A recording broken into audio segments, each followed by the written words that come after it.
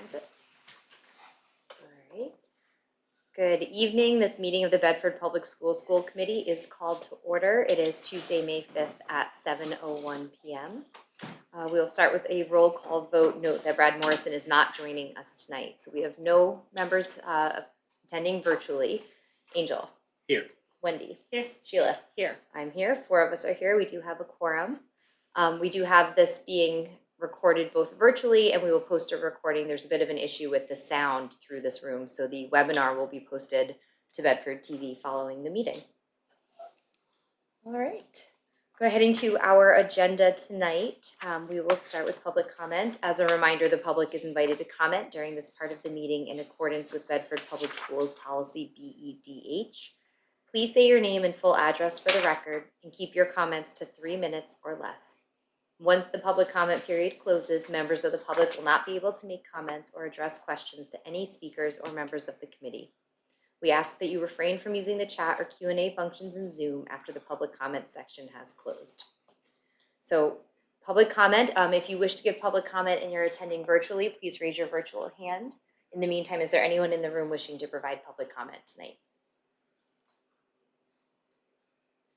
Did I see a hand? No? Okay. All right, seeing none, is there anyone online wishing to provide public comment? Cliff?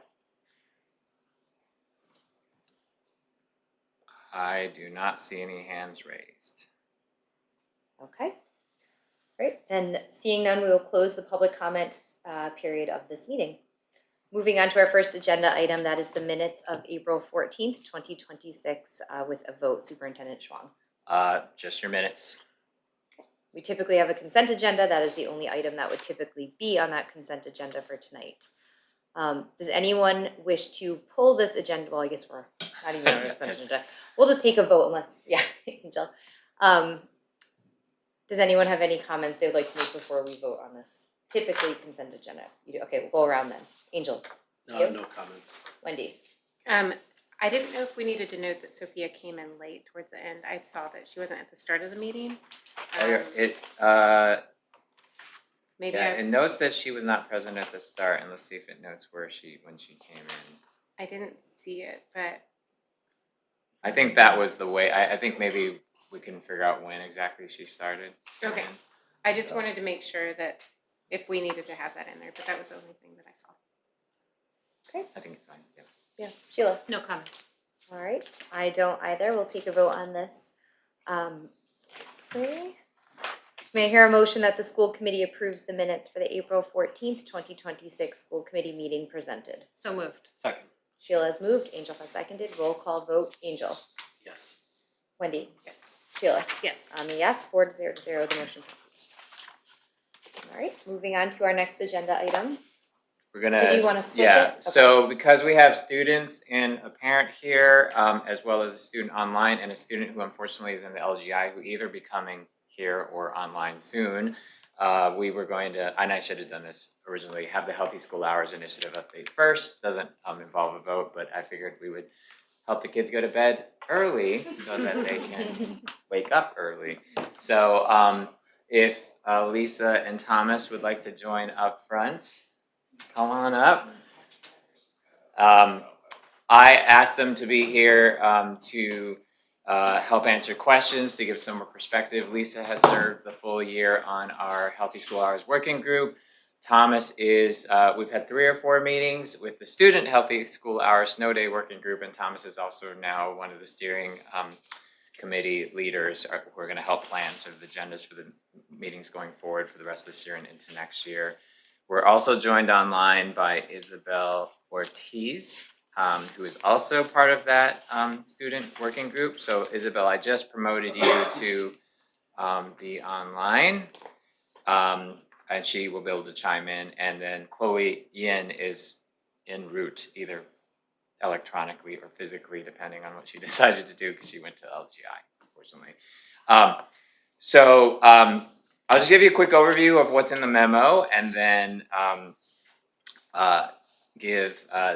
and Lisa and Thomas don't have to say anything, but I'm sure you want to hear from them. So as you have questions, I will invite them to chime in. So since our last discussion on this topic on February 10th, both the adult committee And then we formed the student committee after that, and then we've met several times as outlined in the memo.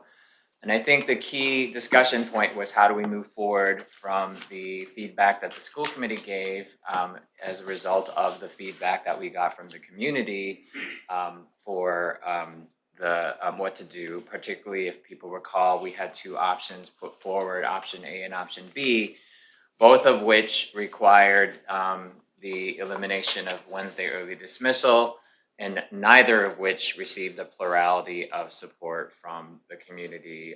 In fact, in the survey, other was the winning option.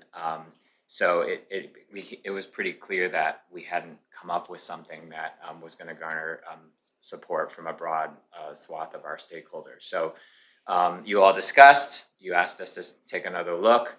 And we began working on what I am now calling option C plus. The C part is a different configuration around the time, and the plus is taking a look at some other factors related to student wellness. I do want to remind the committee that the strategic initiative was not about school start times. The strategic initiative was around improving student well-being, including a look at our school hours. And what is pretty clear, particularly I think from the conversations with students and parents, is that there are other factors that parents and students consider important around well-being in addition to sleep and time. So in particular, the working groups have sort of coalesced around a more modest, hey Chloe, pull up a chair next to Thomas. Okay. This is Chloe. They've coalesced around a more modest change in time. You might recall from, I don't know if it was on February 10th or the meeting before, that we did have conversations with the Healthy School Hours School Start Time Initiative National Group, and asked for some feedback about whether or not some shift in time was beneficial. And they reference 15 to 20 minutes is a meaningful shift, even if you don't get all the way to the pediatric recommendation of 8:30. So with that in mind, we have been workshopping a more modest shift from the 7:40, 7:45 start times to around 8 for the secondary, and bringing some of the, particularly Davis School, back to around 8:30. This is essentially a flip of option A, which was the other way around with the older students starting at 8:30 and the younger students starting at 8. But that comes with a cascade of issues that are outlined in the memo. You'll see the table on page 2 of the memo replicates the option A, option B comparison, and I added a option C column. So we're looking again at a 2-tier busing system, but with the start times in the sequential order as they currently are, to see if that actually addresses some of the sleep concerns, but also avoid some of the other concerns that students and staff and families have raised.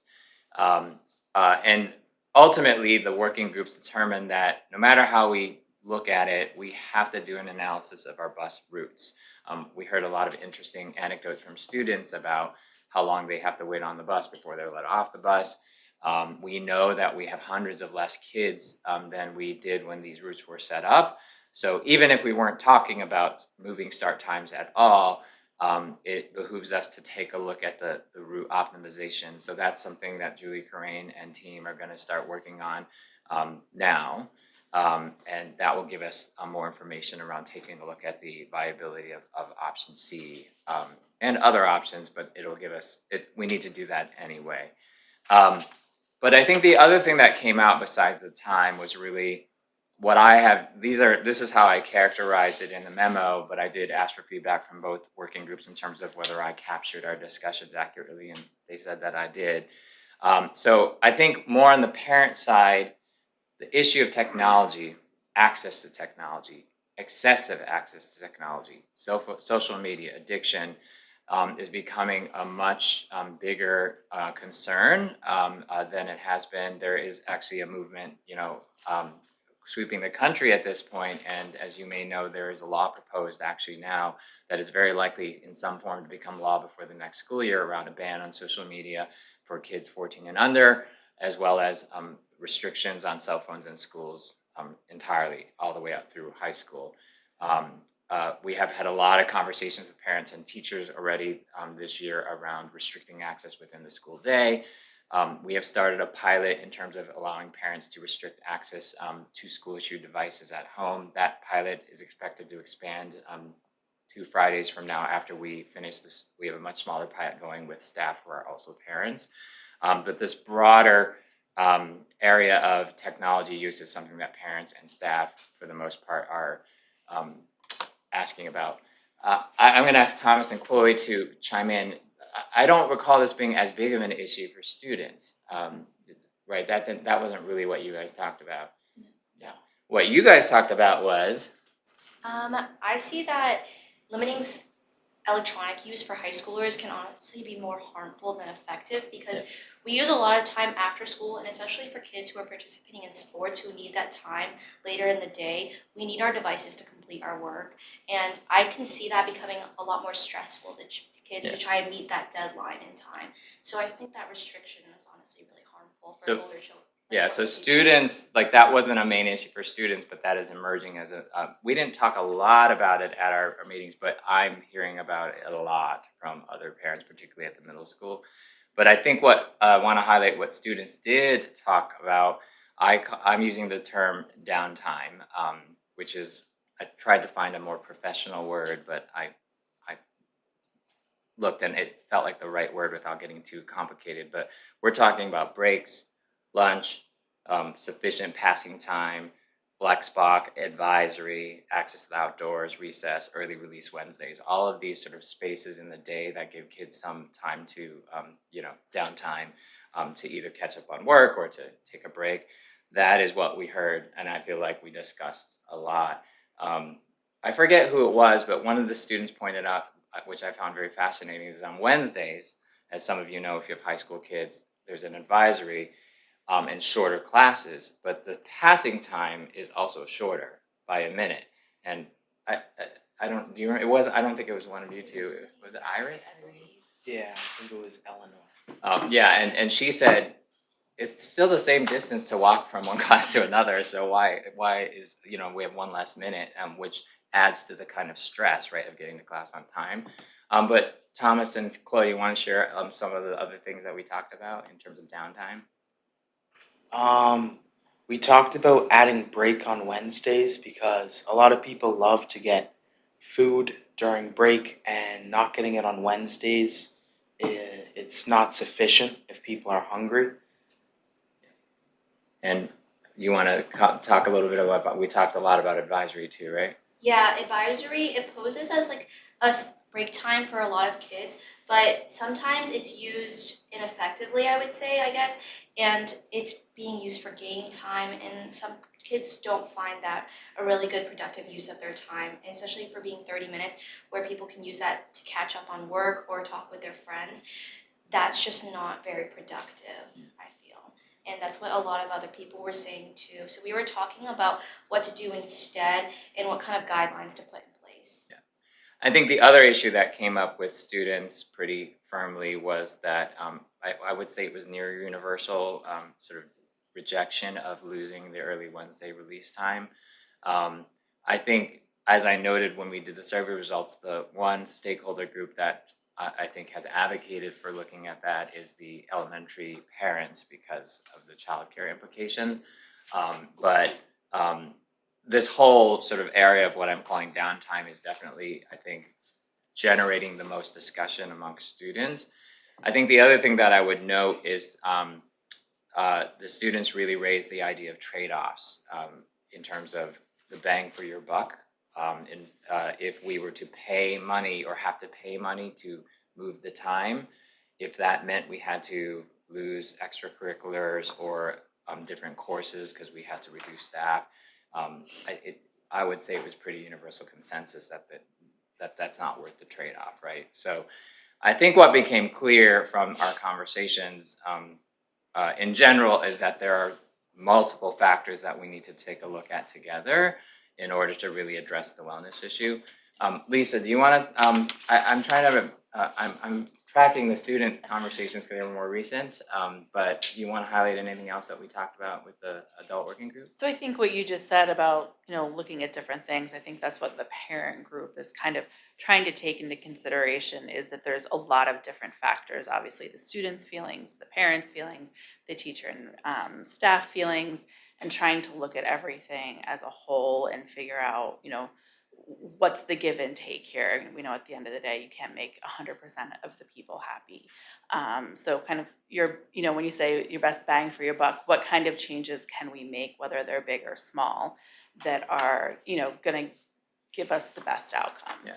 And so that's why, C plus, right? The sort of time aspect of an option C, but also looking at these other factors. So as I note at the end of the memo, pending obviously your discussion tonight, I am considering suspending the current composition of the Healthy School Hours Working Group because the staff really need time to look at the root analysis.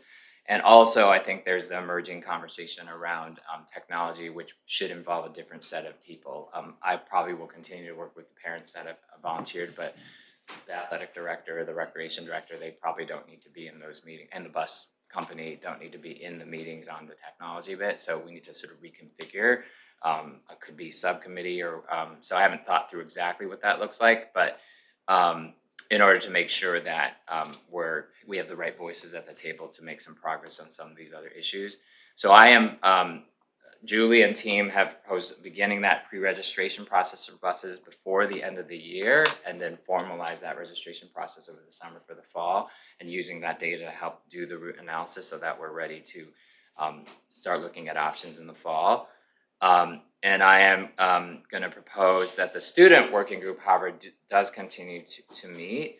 I may look at the change in structure of that as we turn the corner into next year, but I think we have really good momentum. So we are going to keep exploring these other issues as they've come up organically, and as well as continue to get their input sort of on the ground in terms of the bus routes since they're riding them. And then, I already mentioned that, adapting the adult Healthy School Hours Working Group structure to make sure that we are addressing the right perspectives. I do think that whatever we do around time and schedule, in order to stay on track for a potential shift in fall of 2027, that I would bring a recommendation one way or the other by early 2027. So January, February at the absolute latest, essentially when we would normally approve the calendar for the next year.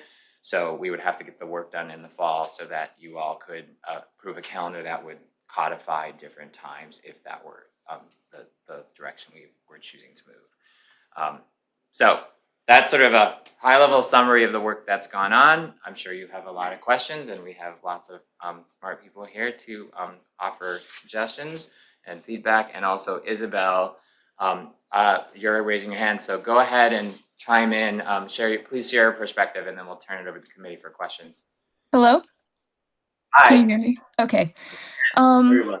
Sorry I couldn't make it, but this is very interesting. I was talking to a lot of my fellow students, kids I see on the bus every day, kids I see in class, and I asked a lot of them if they would rather get rid of advisory or break.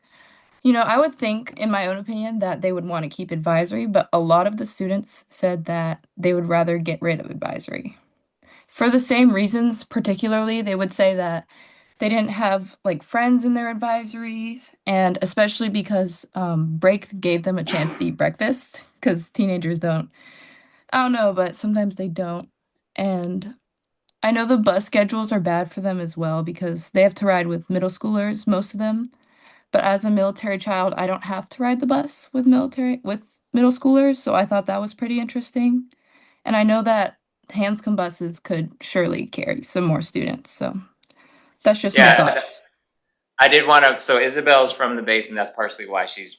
I'm assuming remote because getting off base here is not always the easiest. But Isabel came up with the great idea of the fact that the Hanscom buses, which are actually paid for by the Department of, I think it's WAR now, Education Agency, the WIA, are actually not full. But Isabel also noted that it drives by kids who are waiting for buses in town. So I do think it's worth exploring whether we can look at that capacity and share, right? And actually maybe reduce a route or something. So that was another example of the strength of having diverse perspectives in terms of just small things that you may not have thought of. I remember that pretty distinctly, and I appreciate Isabel, sort of raising that real life lived experience to help us start thinking through like efficiencies on the bus. So with that, you have Isabel, Thomas, Chloe, and Lisa here to answer questions. Great, thank you. Thank you everyone, in person and online for doing all of this work. We will go around, I'm gonna call on people in the order we typically would do it, even though we're not sitting that way. So Wendy, if you could kick it off for us. Yeah, I was looking at the school. First of all, thank you guys for meeting and putting all this time and effort into creating such a comprehensive plan and options as well. I was looking at the school hours I just needed a little clarification. So for the option C for the school hours, would that mean Wednesday early release would be for everyone, or would that just be, because I know that was kind of floated? I believe it would still be for everyone. Yeah, I think right now we are thinking it would stay for everyone, but there was some discussion about whether or not secondary would keep it or not, and elementary would keep it or not. So I think we can keep that on the table, but I do think secondary students really value it from a mental health wellness aspect, and I know for a fact that elementary staff really value it for collaboration. They don't have the same kind of prep time and availability to collaborate as the secondary teachers do during the day.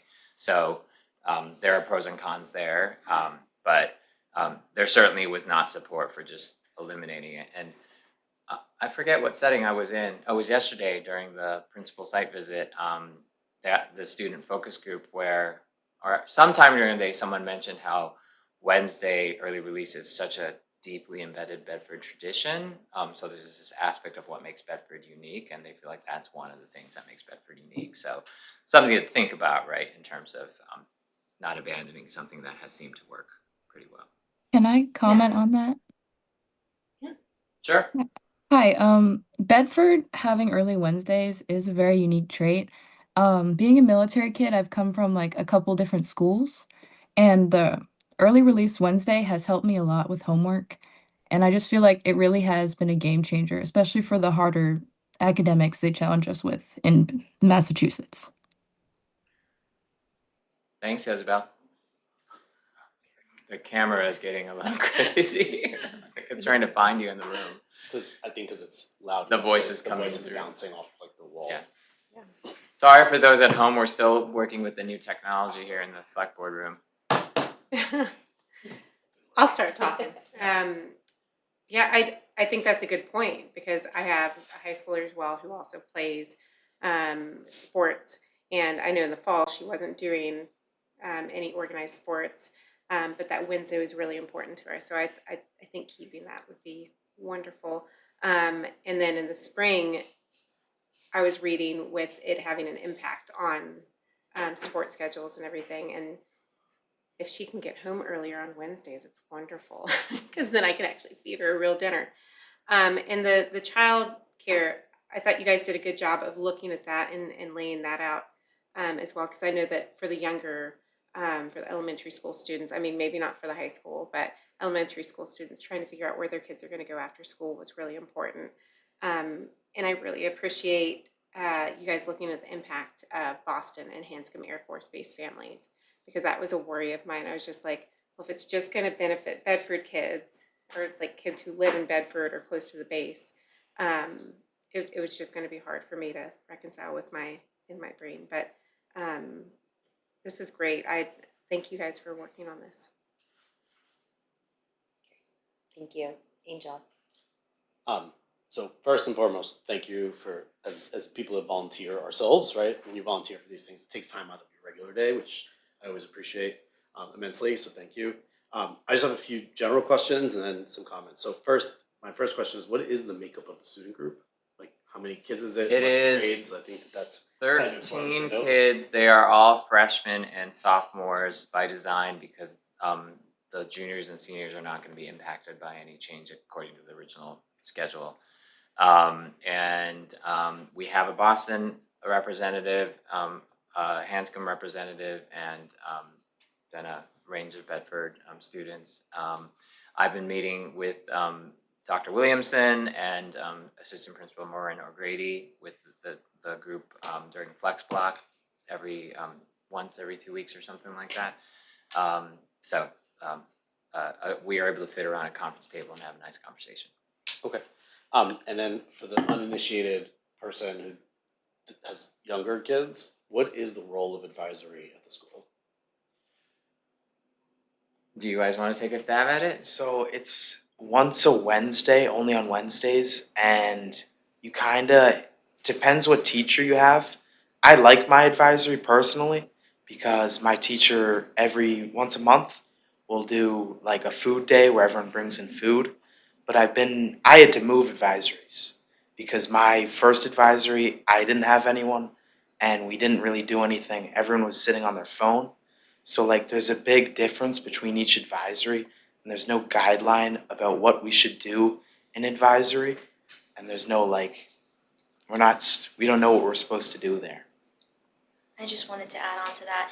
The advisor experience is definitely different depending on each person because they recently added this new structure for the freshman year class where they were assigned random advisories without their friends. And previously we were all assigned advisories that I think were dependent on our DC rooms in 8th grade. So it definitely depends. And I think it's interesting that it's very different. So teachers have taken an initiative to try and start, I guess, lessons during advisories, but it's just very I think everything surrounding advisory is just very up in the air. There's no specific way to do it. And I'd say half the time during my advisory, it's not really like something that's allowed, but we don't have a teacher half the time because our teachers are down in the middle school. So we'll be unsupervised and it's just, there's not really a specific way to do things, and I think many are confused about it, and that's why there's like such a big disagreement about whether people like advisory or not, because it's just so different. And I will say that there is sorry if people out there, the internet went down. I don't know why that. Sorry. Okay. So Dylan, there might be a big weird gap because I went offline for a little while, but I don't know why that didn't go offline. That's weird. Sorry.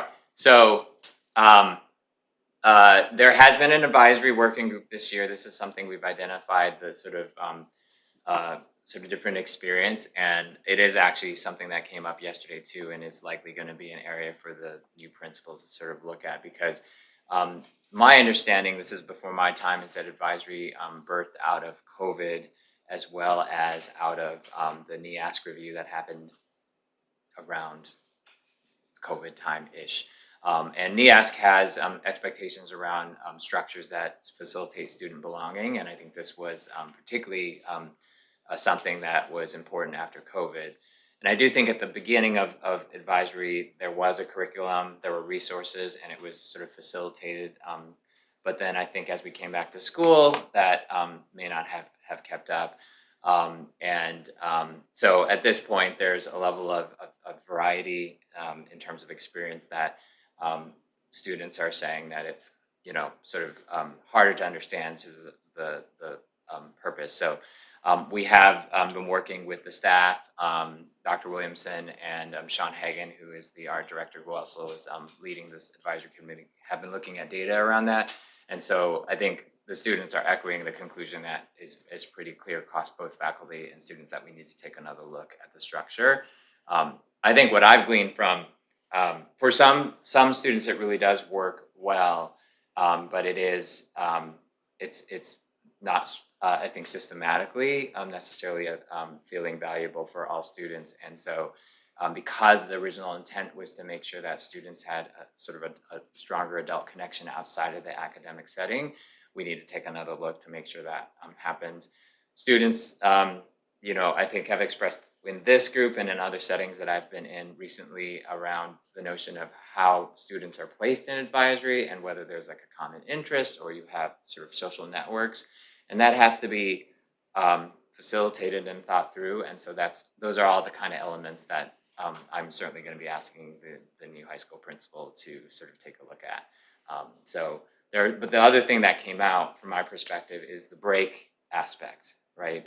Even if advisory wasn't necessarily intended to be a break, for some kids it is a good time to get caught up, and they appreciate that space.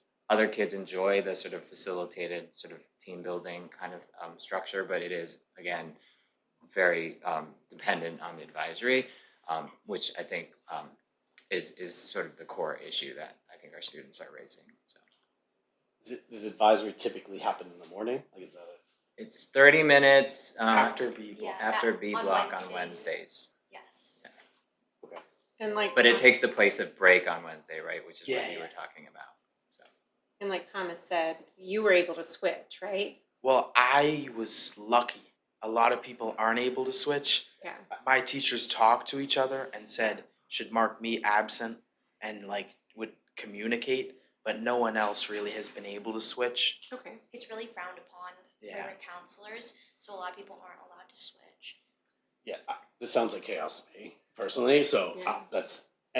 so the part about this that I guess I find a little ironic is I'd rather get rid of advisory rather than break so I can get breakfast is kind of a core thing when you think about, well, again, if you didn't have to be at school as early, you could probably eat breakfast at home and then get to school, right? So I hope that the irony of that isn't lost on people.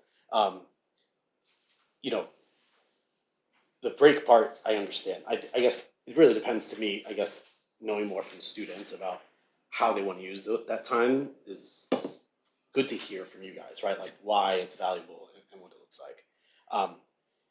I just have a question, because until today, I didn't realize that this was a student healthy hours working group as well as a snow day working group, and I'm interested as to where does the snow day part of this come into play? And So when I when I finally twisted the arms of the adult working group to say we need some students, I wanted to involve more students. So at the time we were in the thick of winter, and I felt like I wanted to give students some voice around sort of how we approach snow days.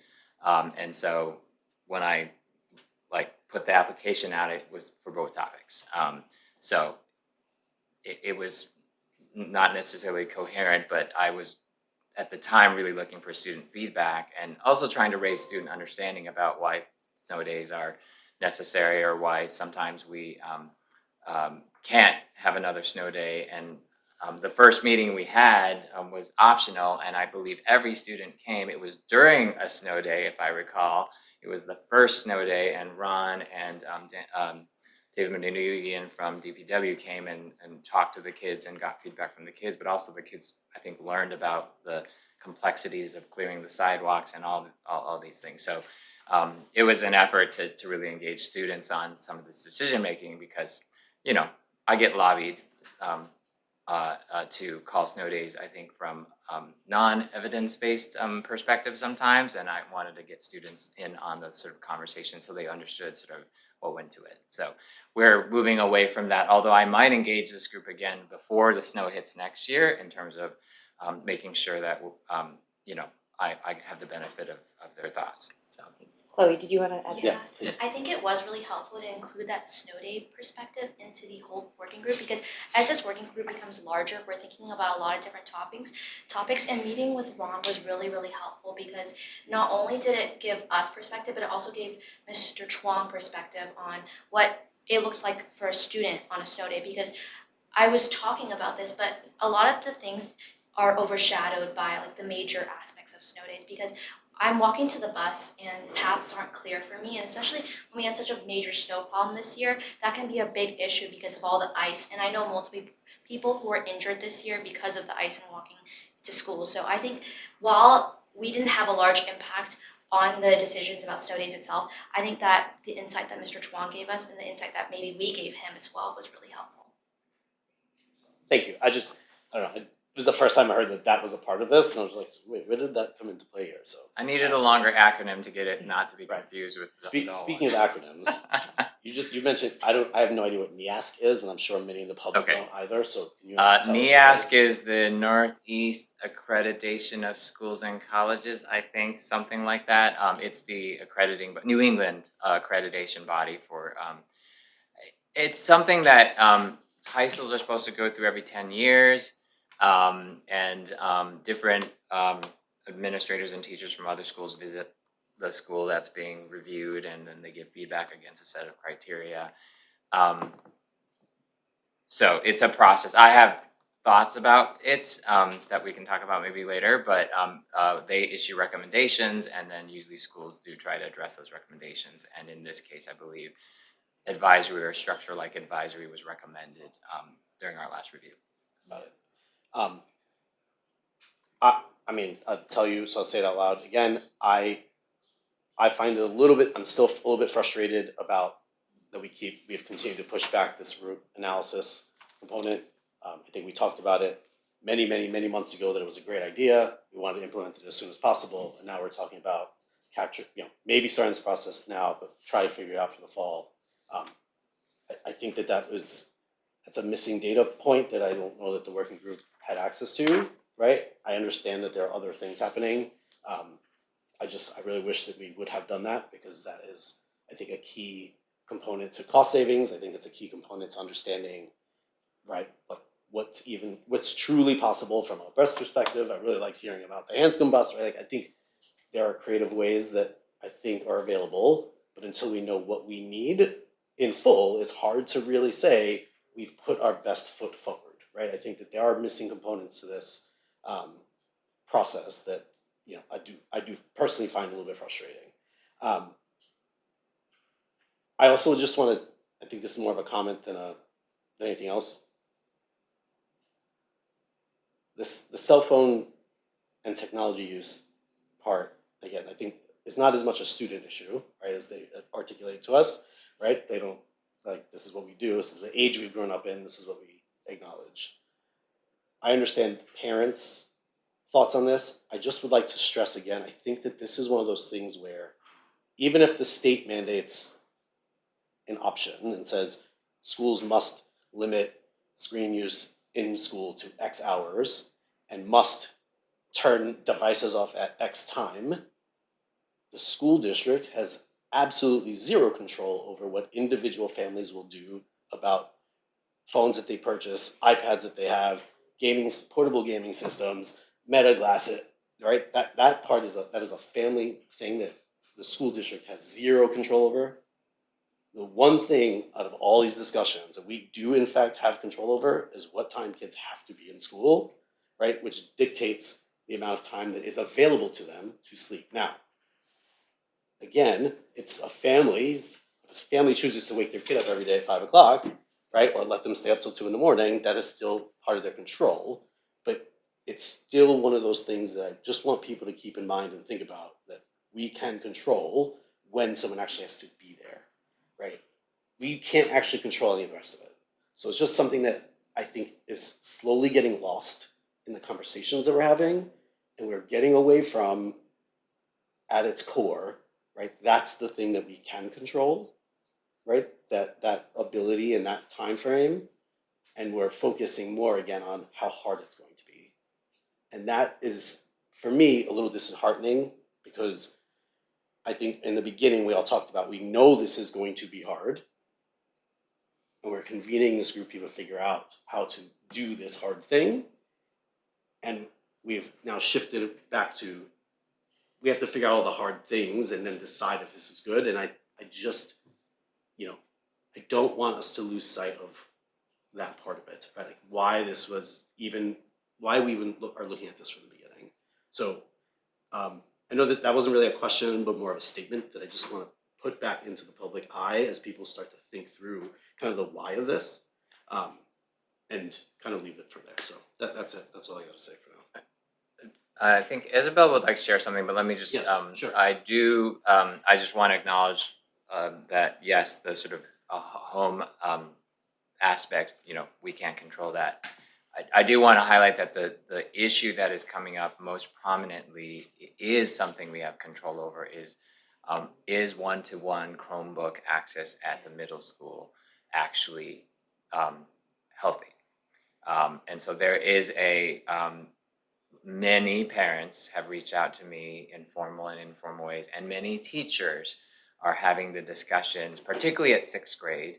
I think as you get to high school, there isn't really any movement or intention to sort of take away the devices because of the things that Chloe had shared. But there is sort of a sixth, seventh, eighth might be the time to introduce it. Is seventh the right time to introduce it? But especially at the sixth grade, there is a major concern that within school, kids are distracted. We are taking some short-term measures that I will be sharing hopefully shortly with Principal Hartunian and the GMS community around limiting what we do have control over in terms of distraction. We have some meetings coming up this week to sort of finalize the details around that. But the bigger conversation around when we issue one-to-one to go home is definitely a very big conversation that I anticipate will be part of what we talk about in the fall. I don't expect there will be a dramatic policy or practice shift in the fall because I think we need to talk about it. And there are multiple viewpoints on this too. But I would say that from a wellness standpoint, from my perspective as superintendent, it is much more about that right now in terms of impact on student well-being, and so that is something that the school district could actually make a decision about. And some districts are pulling back from the COVID influenced one-to-one, sort of push. So I mean, in fairness, though, that's exact. I said that, right? Like that's what I'm saying. I know that we can do those things as a district. We still have zero control over what families do on their own Yes. personal time. So I Yes. acknowledged in the first thing I said was these are the things I know we can control. okay, yeah, Just sorry I missed that. To be clear. So Yeah. thank you. Can I ask you Yeah. a clarifying question? Hold on one Sorry. second, Wendy. So Isabel, did Oh, yeah. Isabel, had do you her want to hand up. share something? Hi, I Go just ahead. wanted to touch on the fact that there is no control over students themselves. Like if they go to sleep earlier, because I asked some of my peers how they would feel if the times were to be pushed back later or pushed back earlier, and I feel like they just would choose to go to sleep later and continue to get the same amount of sleep. I feel like pushing the time really just depends on the person. And I feel like over time they may like adjust to the time change. And also for downtime, as a person who plays sports myself, if I wasn't able to access my iPad after school hours for a period of time, I might not be able to get assignments done before they're due. So that's just my take. Thank you. Thank you. Angel, did you have anything else to add?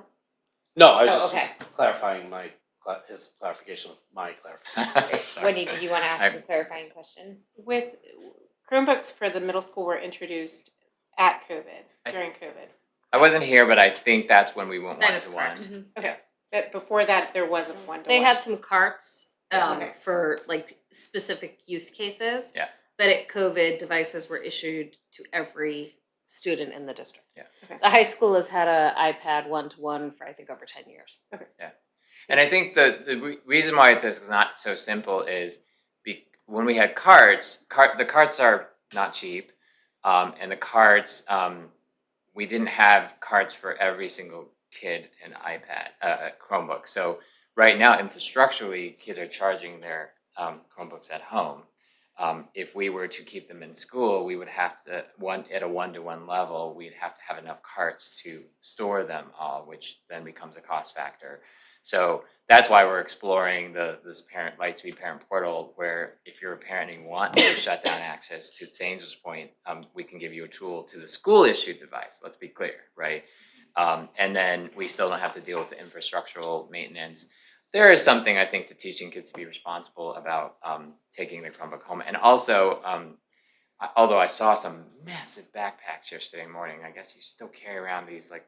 I remember my son, it's like a 50-pound backpack, but a lot of the materials In the are high now school don't use the locker. No, I know, but with Very the odd iPads, I would now. still think that there would be less big fat textbooks, but I guess you still have some.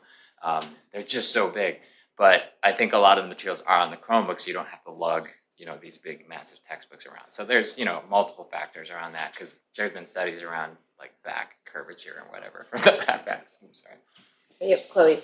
I really wanted to emphasize Angel's perspective on it, but I'm just confused as to how school devices are impacting uses, like inappropriate uses at home, I guess, and keeping students up in the middle school, because I know there's a lot of restrictions on those devices. So I'm not sure if the problem is with school devices or it's with home devices, because I know we can't do anything on the iPads other than anything that's educational.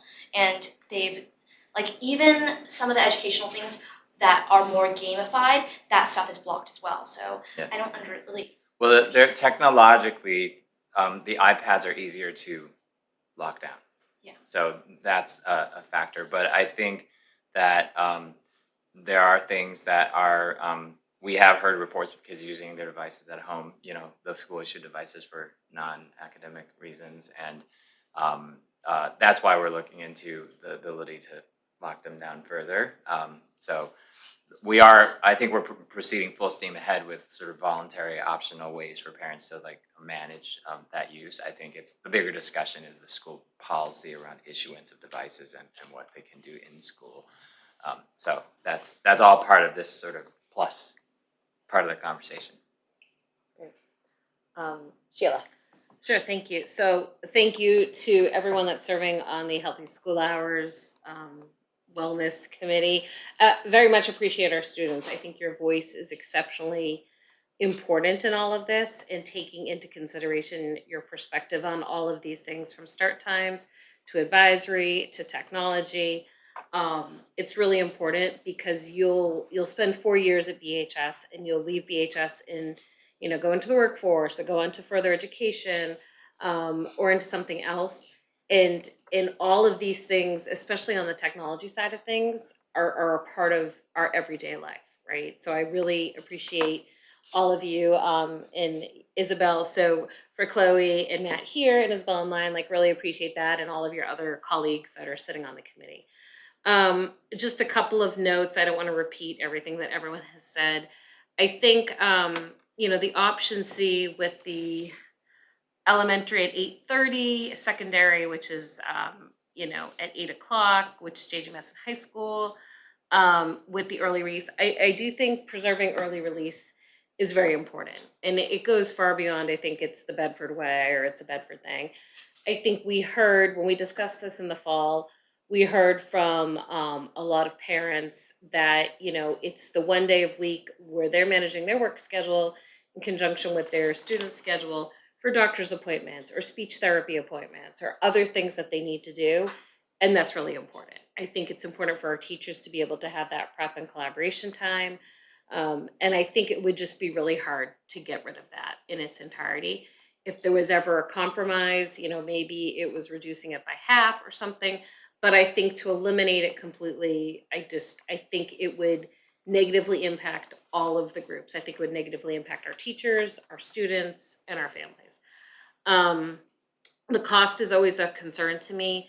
For the last 2 years at town meeting, the school committee has reconciled a budget, and we've gotten to town meeting and had different citizens come up and ask, or actually go forward through the process of revising our budget.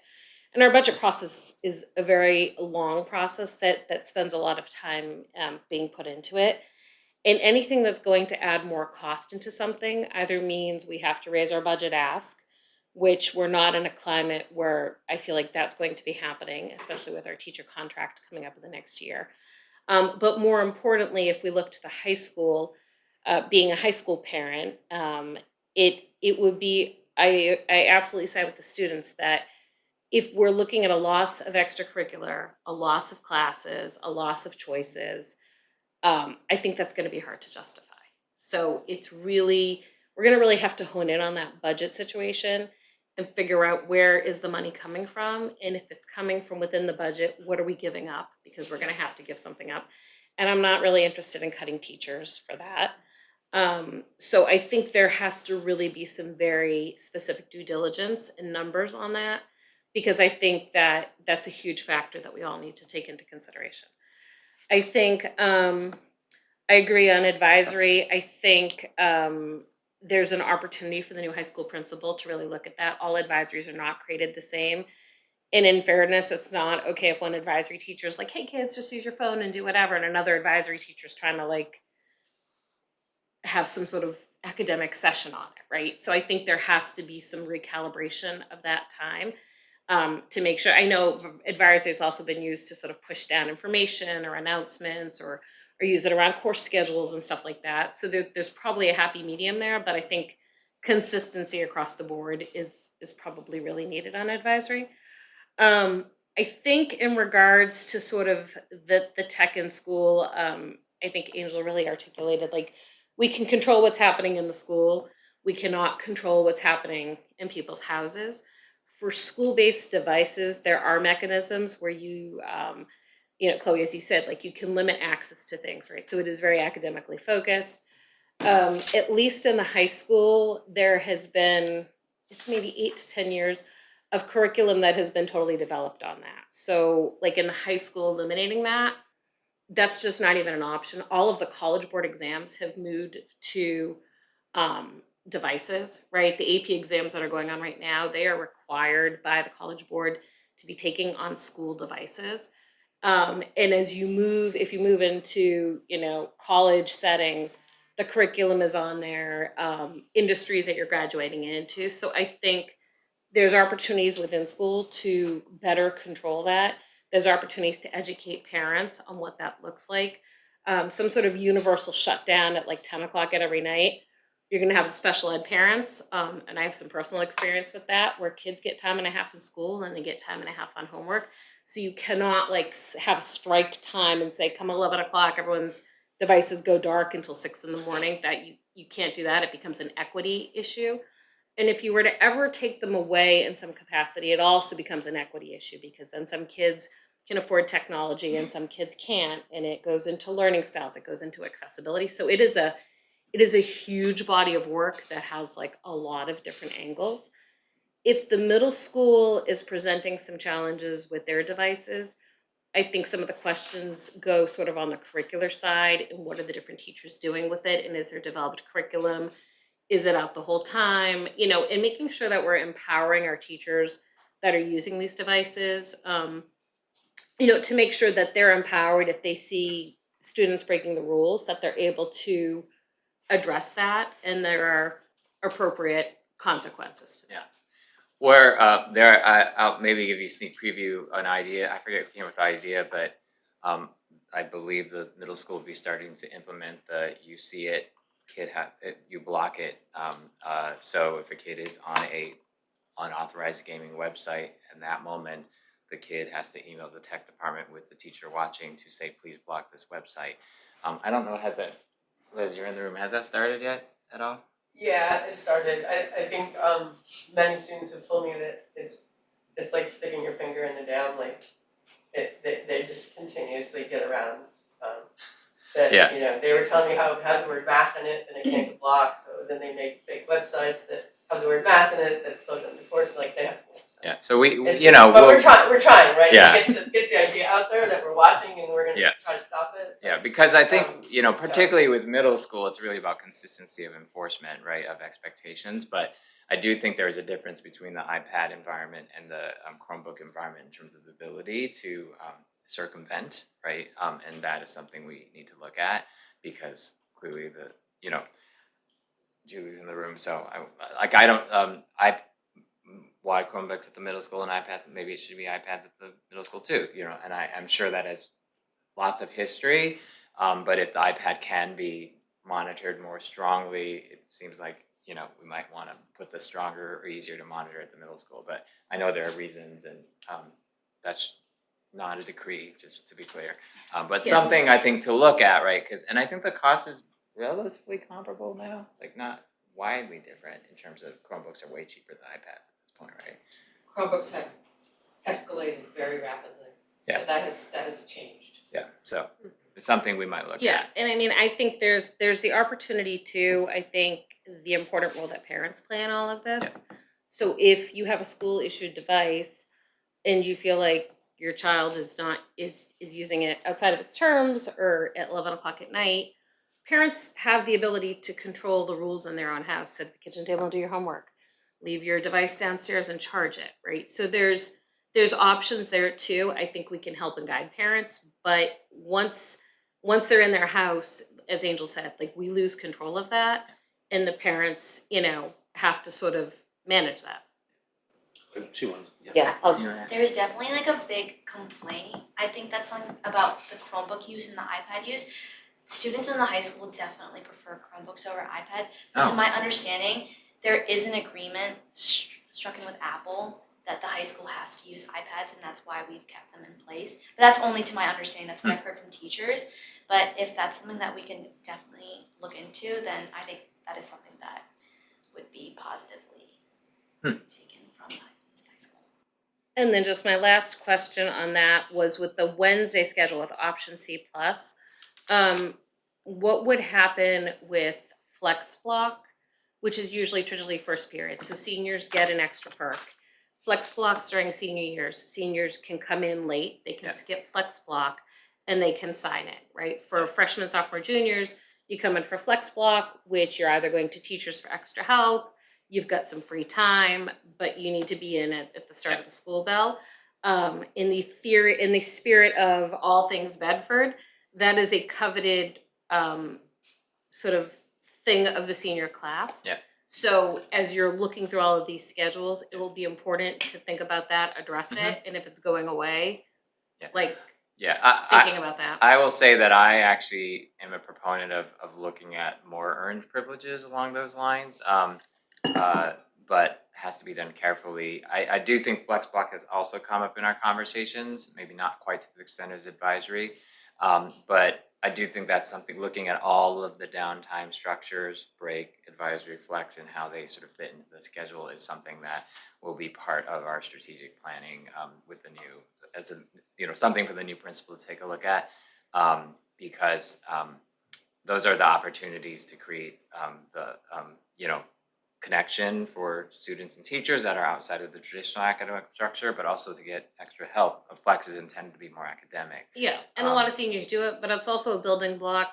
to help them manage their time Yeah. and what they need to do when they graduate, whether it's going on to education, going to a job, or something like that. So there's some other inherent lessons in that.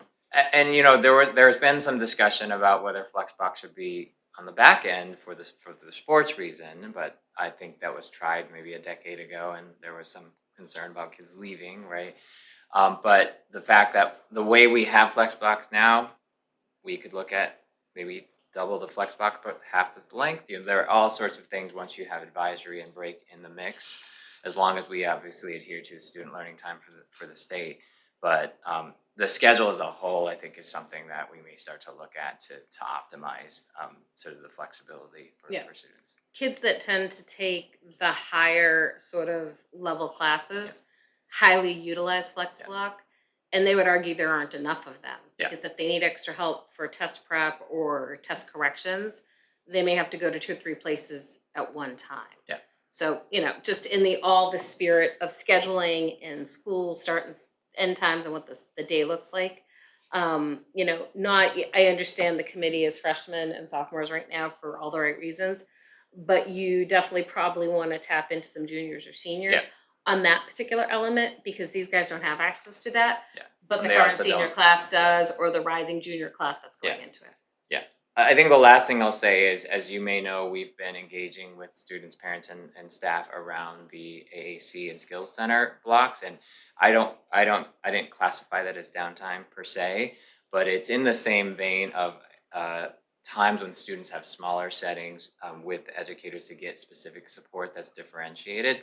So there is, again, a lot of components. We have a lot of resources in Bedford to take a look at and to see if we can optimize for more students. So I'm actually quite excited about being able to do that, especially with the thoughtful students that we have engaged. But I agree, we need to include some of the upperclassmen, because sometimes they're like, they don't know what happens because they haven't had it yet. Right.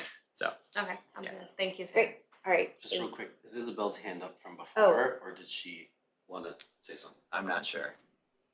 I wanted to say something. Okay, sure, go ahead. Thank you. I wanted to speak about the iPads versus the Chromebooks. I was listening to you guys speak, and I know that I personally do prefer iPads over Chromebooks. I just find that it's easier to organize things, and I enjoy being able to write on the iPad via Notability. I think that's a great thing. But that's all I wanted to say. Thank you. Great. All right, thank you. You know, I don't want to repeat things. I agree with much of what was said tonight. A couple things in having this discussion. And Cliff, this is more feedback for you. I feel like we've conflated two topics a little bit, even though it's under the umbrella of wellness.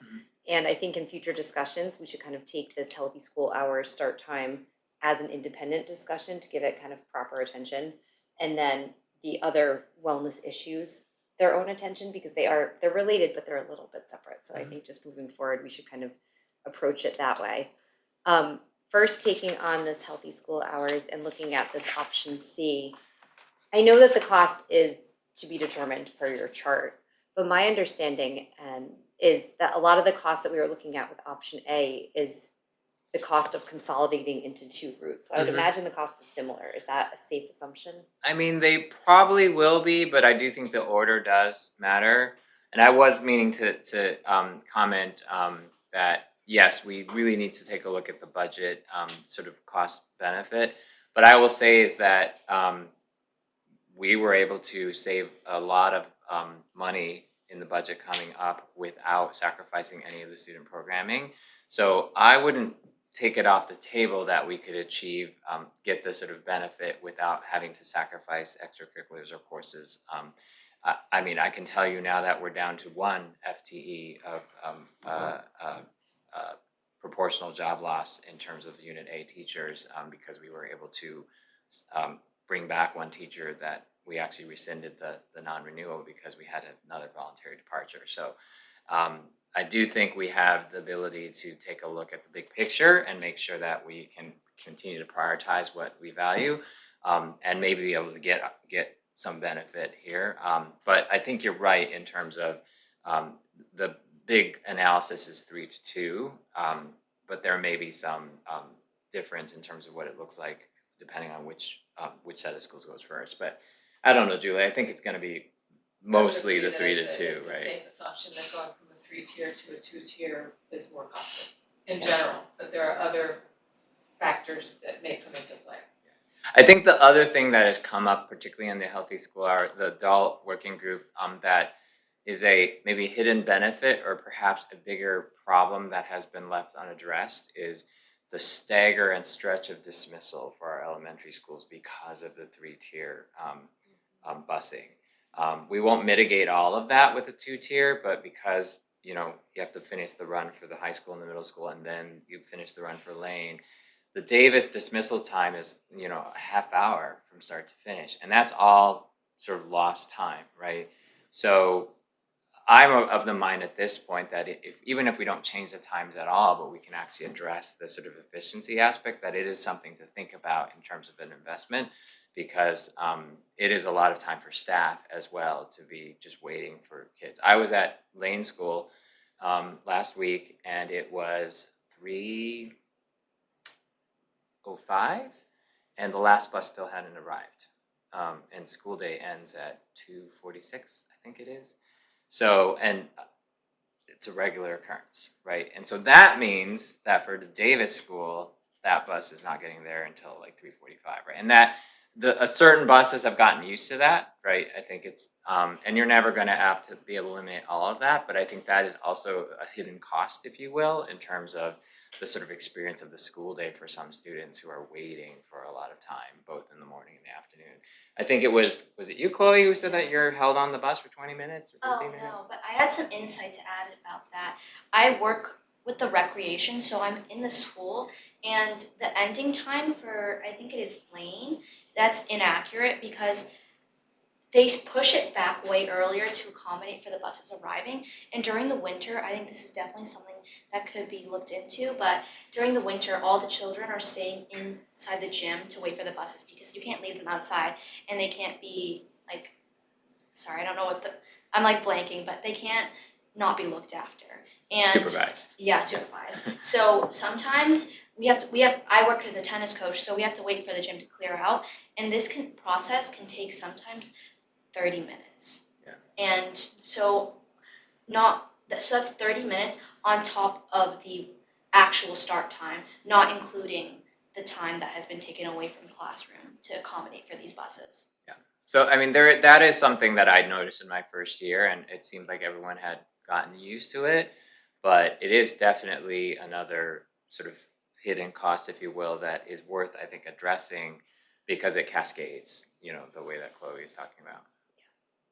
No, thank you. And thank you for that insight, Chloe. I think we just need to be certain, and back to Angel's point, I think this is one of the reasons why that bus consolidation information is so important, because it'll give us a better sense of what the cost will be. Yeah. We need that information first to make sure that actually implementing this, that the juice is worth the squeeze in this Yes. particular instance. Going on to the technology use, because all my other questions have been answered previously. I just wanted to clarify that downtime, because when we first start talking about downtime, I know downtime can be used to mean times when, you're taking a break, or downtime meaning a device is not able to be accessed. Oh, that's not what I was. Yeah, so I just thinking wanted to about. clarify, because yeah. I just to Like make sure. the downtime we had earlier during this meeting when the Right, internet like if a went device down. goes on downtime, it would be like it's dark, I can't access it. Yeah. And so we're talking about here, for people who don't have these materials, downtime is literally that, it's a break. It's Or a rest space in the period. day, I think, particularly at the secondary level, where students have some direction over what they're doing. As you heard, I think during the downtime, they're probably on their devices doing work. Right, that in was some what I was getting cases. at. Downtime doesn't mean you're not on a device. It Right. just means you're No, not that's maybe another conflation actively inadvertent. listening. Yeah. And again, just to say it in a slightly more concise way, because I had the benefit of listening to Angel, is, we could, as a school, address what we issue, when we issue it, and what's available on these devices with understanding that it's not a perfect system. So what happens at home is what happens at home, and that's certainly outside of our control, no matter what we do here, outside of providing the actual device. So we Yeah. get to choose that. As far as what's next, I see you're going to suspend the regular convening of the Adult Healthy School Hour Working Group. When you say suspend, I assume you mean with the intention to resume it after you Yeah. have the bus route Yes. analysis. Yeah. Okay, so it'll be the same group coming back together. Yeah, we'd have to say bring the back most information. definitely the bus company, the athletic director, rec director, the administrators, and I suppose we could have different parents, but I would welcome Lisa and Stephanie back. It would make sense because we've been hard at it. Sure, yeah, no, I think that makes a lot of sense to have Yeah. the same people working on it that already have all the institutional Yeah. knowledge. Yeah. So thank you for that. And then lastly, as far as what you're envisioning for this adaptation of the Healthy School Hours Working Group to address technology use, is that going to be the current group, and you're just going to add more individuals Well, to I it? think likely it maybe will be a separate Okay. technology working group, to your point earlier, Yeah. right? To because I think they are related in the sense that people prioritize these issues in relation to each other, but in terms of the technical challenge of technology, it would be probably a different working group Yeah. that starts to meet in parallel, and then maybe we bring them all together for some kind of summit at some point. But with the students, I think we're gonna. I'll report to you all on this probably towards the in the last meeting of the year, but I'm expecting to set up right now I'm thinking of a 6 through 12, maybe 7 through 12, 2 students per grade kind of structure to sort of inform broader policy. But I think I really like the group that we have right now, so we'll probably continue working this form throughout the next year. And it will not just be the time issue, but talking about sort of the other issues here with the students, because for them it's interconnected. Okay. No, that makes sense. I guess what do you hope to gain from us tonight moving forward? I mean, I think I want to make sure that we're on the right track. I mean, if there is sort of direction to revisit some of the more aggressive sort of schedule shifts, I would need to know that, right, so that we could revisit that. But right now, I think assuming the sense of the committee is that this sort of more moderate option C to get some of the benefit and to start looking at these other issues is a worthwhile use of time. I think we have gotten what I need at least to properly use the time and resources that we have. I mean, I guess just to be fair to the committee, I would prefer if in like one or two sentences, kind of indicate what we're hoping for, knowing that we might have a difference of opinions here. So not to reopen discussion, but really just to give you guidance moving forward, Wendy. As far as what? Like As far as are are we the next looking step, do for- the next steps seem on the right track? Yeah. Like And pursuing, is it especially, worth and the especially time? we're gonna look at the root analysis, but it's with an eye towards a more moderate shift, two-tier shift instead of a more dramatic flip-flop or. Yeah, I would be in full agreement to a two-tier shift. And I would want to get feedback from the community. But I think this is the right track. Angel. Yeah, I mean, I don't think you can do anything else until you understand the bus routes, like, and understand if there is a significant enough,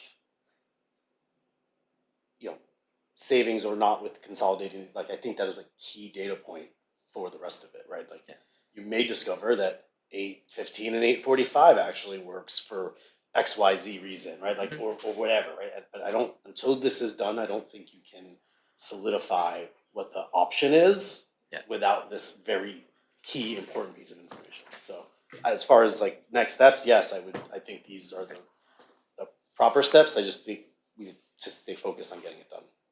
Sheila. I agree. All right, I agree as well. So, Okay. thank And you. just to be clear, we are going to spend some significant time talking about the tech and the other two issues as well, but not necessarily conflated, right? So if there were like, no, like technology is fine, leave it alone, I wouldn't want to, spend a lot of time thinking about it. But I would strongly urge you to let me explore it a bit with because parents are, I need to give parents something because at least a discussion, right? Even if we don't change anything, but parents are really asking for a discussion. So All right, thank you. Thank Okay. you all for coming and Thank you presenting, guys very Isabel, as much. well. I don't know if we've online. pushed you past the recommended bedtime at this point, No, but I think thank so you, much. Iris, Thank you all. and Thank you guys. Chloe, Very sorry, much. Thomas and Isabel. Thank Good you. night, Isabel. Thank you, Lisa. All right, yes, thank you. All right, moving on to our next agenda item. We're gonna go back now, because if you recall, we moved that from agenda item number 4 up. Yeah. It's the school committee policy revisions related to finance, including section D, JJF, and GCBB first read. With Superintendent Schwang and Director of Finance, Julie Kareem. So I'm going to turn it over to Julie very quickly, but Julie has spent a lot of time reviewing all of the relevant policies with respect to finance to address some of what we identified during my first year, and really to align the policies with our actual practices, which I think have been working quite well. As you may recall, our policies dictated something that wasn't happening before I got here, wasn't happening my first year, wasn't really realistic, honestly, in terms of how school districts function. So these are now being brought into I guess it was still the 21st century, but updated. They have been reviewed by both town staff and legal counsel thoroughly. And Julie will sort of walk you through the major highlights in terms of substantive shifts that might require some discussion.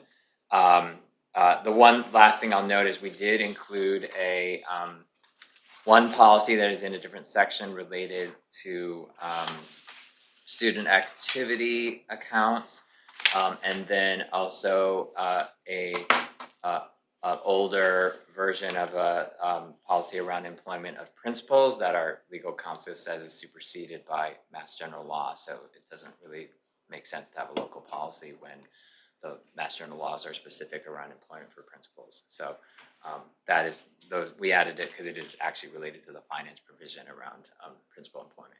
So I'll turn it over to Julie. Thank you. Everybody, okay. Thank you. I know it's a lot. It's not exactly, a party, but it is necessary. And I know that you did a lot of policy revision work earlier, and we tried to sort of give you the same tools so that this would go as smoothly as possible in terms of references for the existing, the changed, and a chart that basically our goal here was to align our current policies with any changes in laws, of which there were numerous. And MASC is an incredible tool. They keep updating policies. We just learned of one just today that they updated recently, and Cliff emailed me about that. So we're gonna have to look at that one too. We may have missed some of the related policies. I focused on the fiscal suite of policies, and we pulled in a few others that I knew to be important, or were timely. So we've tried to put together our sort of the current policy, a chart, and the yellow highlights are the ones that you may have, we think you'll have more substantive changes or updates were necessary, and you may have questions or discussions and should look more carefully at those from between the first read and the second read when we come back. Let's see, so I can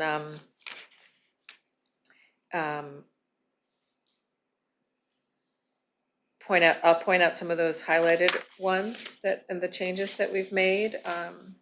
And the legal review is very helpful. She was added a few legal references that we missed that she thought would be beneficial, and she validated all of the references, and that was very helpful and thorough, and they did a great job. So that was, I think we can feel good about that. And they also, thought that the package was in pretty good shape. So that was the feedbacks from our attorney. Joan Stein completed the work at Stoneman Chandler for us. There are Question just. yes. Is the town attorney also, like the town council review it all? Is this just our council? With the and town- Finance director, His finance director and fiscal, town manager reviewed it, but it was these are just school our, committee just our policies, so our council is the attorney. one. Okay, thank you. One of Sorry. the things that this that was a theme here was alignment within the municipal framework, which I think is important. We are a department of, large one, complicated one, but we are clearly need to align within the town's structures and things that have changed on the town. An example of that is bonding for principals, myself, any positions that handle money. That is now covered by an insurance. The way that's handled is generally through your liability insurance. The bonding is an older method, so that's an example. So the town's liability insurance is what covers us there. So it's critical, obviously with so that was a big piece. So had a few conversations about that. We are also consolidating a little bit. You'll see a number of the policies we're recommending to be rescinded. They were policies that were literally like one sentence and could easily be consolidated into, the first DA is, I'll just start at the beginning and I'll go quickly over the ones that aren't yellow highlighted for you. That basically is your goal statement. So as a school committee, what you're doing, your general stewardship and comments, and that really is, MASC doesn't dictate that. It's really an individual local statement. The annual budget, we pulled in some of the budget deadlines and the budget planning and the budget adoption, which were really, really short policies. So we pulled that into the DB annual budget policy, and streamlined that a bit. The budget transfer is yellow highlighted. We recommend that you look at that one carefully. I hope that this is a helpful format here where we're showing you what's new and what's been pulled in from a different policy by their little alphabet names and what might be new. So that's important to look at.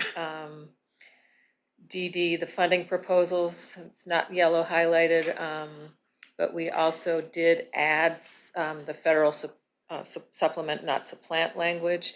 That's federal policy. It's just strengthens it and puts an intentionality that those that we're compliant. That there's a compliance piece there, and we are So that's yellow highlighted. It's not because it's super complicated.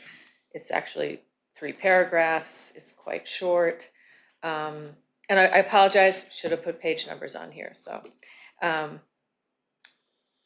That's a new one, so that's why it's highlighted yellow. Authorized signatures are updated to be reflective of the fact that we're in a single system with electronic approvals. Modernization piece there. The DIBR revolving fund guidelines were heavily procedural, and they had fixed numeric targets and such. So it was really recommended for a policy document that be reverted back to policy. The R designation is, this is not a standard mask policy, and the addition of that designation R means it's guideline language, so that it doesn't always, the lawyer spoke to this, that was a good way to do it, because then should something need to be managed differently in a year, it doesn't require that the policy be revised. So, and then the Special Education Reserve Fund, you've heard that we're eliminating a fixed cap and going with the MGL-based limit, which floats. So that, again, the policy isn't gonna go out of date super fast. Obviously clarified the financial reports and statements. So that's an important one to look at, since we have really been honing and refining our reports and our reporting schedule and what's contained in those reports. So this policy and the recommendation, the mask model policy, is specific that you should be looking at forecasting specifically, variance analysis, and again, also there should be a municipal coordination piece there. So And I would just say that that is the one that sort of codifies our quarterly finance focused sort of structure in terms of regular review. I don't think we decided not to specifically quarterly, but best practice really quarterly or every 2 months.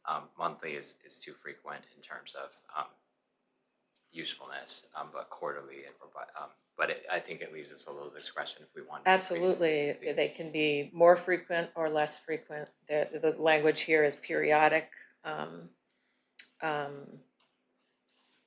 So, okay.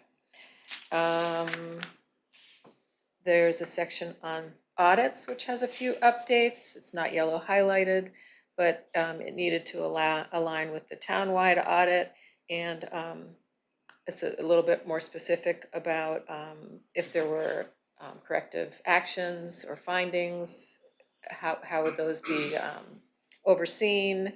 There's a role for the school committee there, which is a little tighter, some of the new language, but I think it's important. And not only are we audited by the town, as part of the town's audit process, we are audited by federal grant funders, state grant funders, et cetera. So there's a lot of different things that fall under there.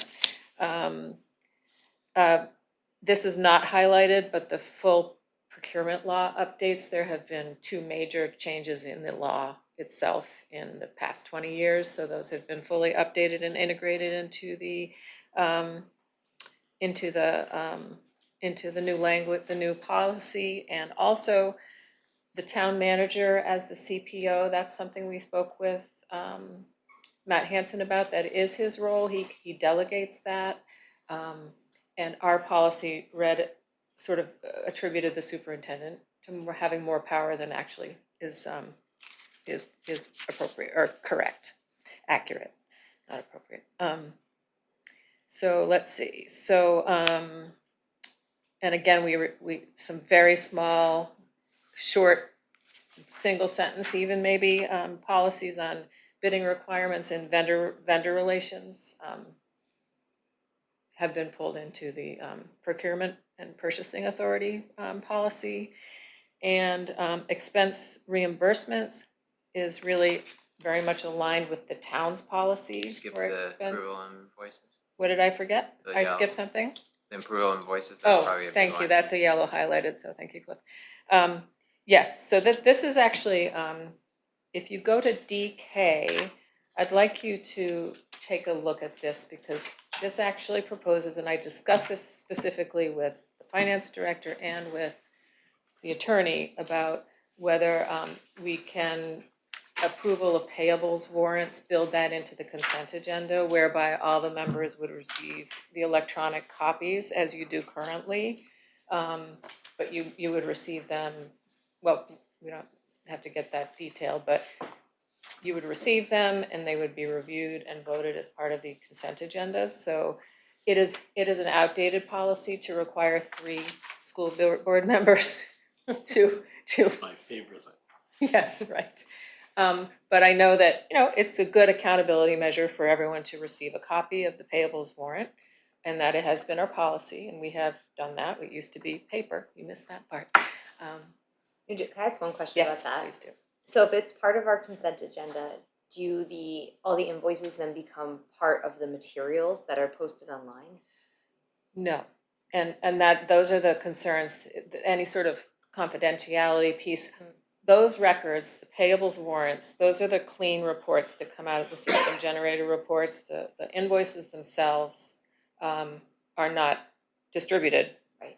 as part of that process. So that would, it would be those reports that you get that do not have names, et cetera.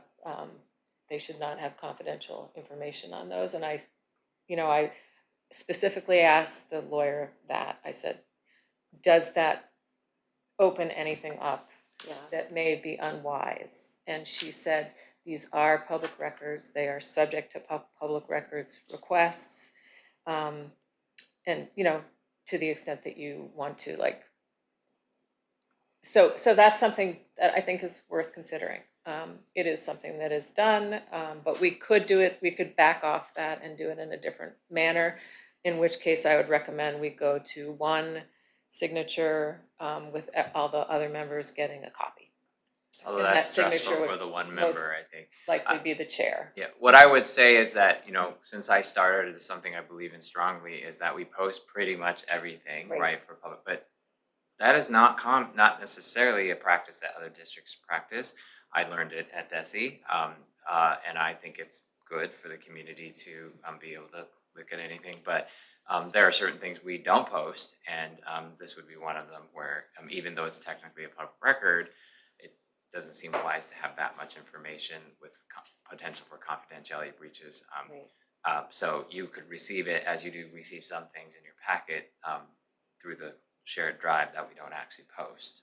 So, for example, today, per request, we have personnel updates, but we're not necessarily intending to post those because even though maybe technically it's public information, we might do some redaction, and I don't want to spend a lot of time redacting for something that is procedural. So I would also say consent agenda really does, I think, make your quality of life a little bit better in terms of whatever you have to do right now. It doesn't even, I don't even have to deal with it. I was like, what? Read signatures, whatever? And it used to be like ferried around on paper and Yeah, we used to do it on paper. yeah. Like, That's a very I remember long that. ago. Yeah, That's a very I long remember ago. And that. since we're talking about this, and I'm one of the people that signs these things, what's the impact of, we have, for instance, we only met once in April, but we get those weekly. So how would you, if we're only doing? I think consent probably agenda- like the minutes, we would probably send them out to you in real time and then approve them periodically according to the meeting schedule. I guess Angel's Does that saying, would it hold cause a up? delay? Does it? No. hold It's a up? delay, right, from No. the payments going out, or it's just, No, we really can't, that's not feasible to do that. Right. Yeah. okay, that's all, I just, Yeah. right, 'cause that Cliff's stress part of oh my god, I didn't sign this, Yeah. who's not getting paid, if I don't do Yeah. this thing. Right. So it doesn't matter from that perspective. This is highlighted for a reason. I almost skipped it, so I would have caught myself, but this is probably the biggest change. So I'll do some research and before the next time you meet, and if you have any more questions, we'll make sure we put something So together. it sounds like the main question is is it okay if the approval is quasi-retroactive, right, for the record, but doesn't delay payments? So. I mean, right now, you don't How always it get works the right three now signatures, right? is the system keeps rolling, and generally your approval on this weekly basis happens before the checks are actually released. But the process is ongoing, so we don't gum up the works, we don't slow things down, which is also, I believe, I'm told, consistent with how the town handles it, so I'll do some more research on that before. Yeah, I mean, if I trust that part of it, I just know Yeah. that we get them weekly. Yes, So if you we don't- do. If it's a month, we only have once, as long as we're not. No, and it's You're not always gonna been cry the that you have to do summer, it you know, weekly. we've always had 2 months in the summer, you know, Yeah. so don't Do you forget know about if the the summer. select board, how the select board does it?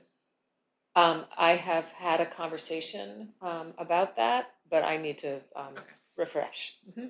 Julie, did you have more to present, or was that Oh, the last thing? we're getting there, Almost two. that is Okay. the last yellow highlighted, let me just, regarding surplus, you periodically, last time we did that, just one thing we updated is the town's, environmentally preferred procurement policy, which is, getting us to reduce the amount of, stuff we're putting in dumpsters, reusing things, recycling. So that's, positive town alignment. And then the student activity account it's a risk area, it's a lot of cash handling in our buildings. So I felt it was very important to make sure that that was updated. And we didn't wait to do that, so that has been added to your packet. And then the last one is the principal contracts, which has also been timely. So anything anyone noticed to date or any questions? Yes, we'll go around. If anyone has any it's a first read, so we're not voting tonight. Angel, I'm sorry, Wendy, we'll go in this right order. Wendy. Let me find my notes, sorry guys. I don't think I had any big ones though. With the, I'll have a quick one. With the Bedford School Committee, the DIBR, Yeah. the revolving funds, it says maintain sufficient funds. It may be the old one. I'm trying to follow along too. Nope, I don't, that was already answered. Then I had one more. Okay. Maybe. For the, right before the audits, the DIE, so it'd be the DIC, the It financial should be reports. alphabetical, so yeah, Yeah. DIE, yep.